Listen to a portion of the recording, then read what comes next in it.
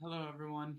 My name is Connor Romick, and today I'd like to take a few moments of your time and talk about um, self defense and situations and a reason I think that people should actually take a self defense class, the benefits to it, some factors that play a part of thinking and understanding of why someone should take a self defense class.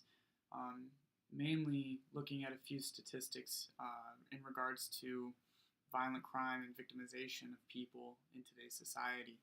I'd like to start with quoting a site that I'd quoted in my sneak preview speech that I had shared, and that would be that according to the Bureau of Justice Statistics website, the www.ojp.usdoj.gov website, um, non fatal domestic violence made up one fifth of all violent victimizations between the years of 2003 and 2012. So, almost for an entire decade, domestic violences between partners and spouses made up crimes that and assaults that leaves a person, male or female, um, to a long road of recovery from dealing with assault and violence against that.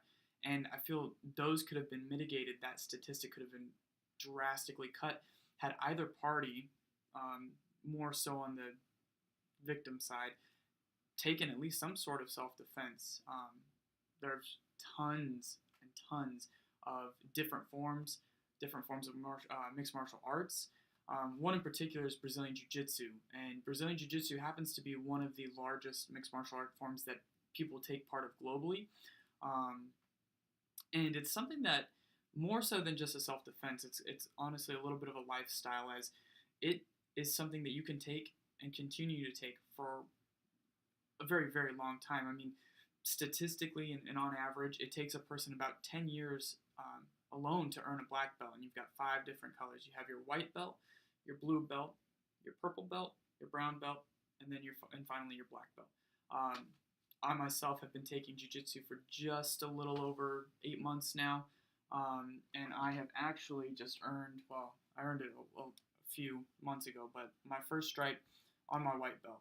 Um, and to someone that doesn't take it, it may not mean as much as it does to me, but this means 6 months of at least 4 times a day or 4 times a week in the gym, at least for an hour or more, working my butt off, trying to perfect and strive for excellence in my techniques, um, and an understanding that I've got a sense of knowing how to defend myself in particular situations, which is always good.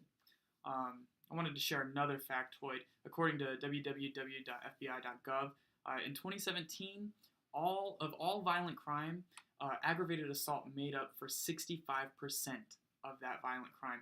Now, again, that's a number that drastically could be decreased if people. I mean, I guess it would still be reported, but that's 65% less likely to end up severely hurt, especially if they knew some form of self defense.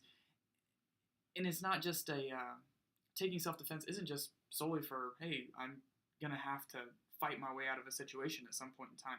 Though statistically you are. I mean, 1 in 3 fights typically ends up on the ground, which is why I highly suggest jujitsu. Um, that is a grappling mixed martial arts. It's based on the ground. We start standing up sometimes, but 90% of the time we're on the ground, and it finishes on the ground. That's where we finish the fights. Um, a, a, a good fact for a local, just here in Martinsburg, would be that violent crime, specifically in Martinsburg, has a higher crime rate, a violent crime rate, at 35% higher than the average of West Virginia, which is at 24% for violent crime rate, which to me is a little daunting, and it only more so instills the fact that I would want some form of self defense, being able to protect myself and even protecting others too, because you're not, obviously, never throw yourself in danger. Don't ever put yourself in harm's way. But if it's one of my little brothers, I'm absolutely going to go in there and and defend them, and try and defend myself in that situation too. Um, you know, the practicality of having self-defense in your arsenal of something that you can utilize is lifelong, because you're able to protect yourself. Um, you may not necessarily be able to 100% mitigate the fact that you might get hurt, but at least you are mitigating it, and that's huge. That's huge in any fight or flight. You get that adrenaline going through you. Self defense is gonna come out. It's gonna happen. Um, so hopefully with these brief facts and my little bit of jarbled rambling about jujitsu, it would make you want to go take some form. Maybe not jujitsu per se; it's not for everyone, but at least a Krav Maga class or a kickboxing class. There's plenty around here, all fairly cheap and all worthwhile. I mean, it's something, like I said, you can hold on to throughout your life, knowing how to defend yourself and knowing how to use it in certain situations, and that's always a benefit. So, wanted to thank you for your time, and I hope you guys have a great day.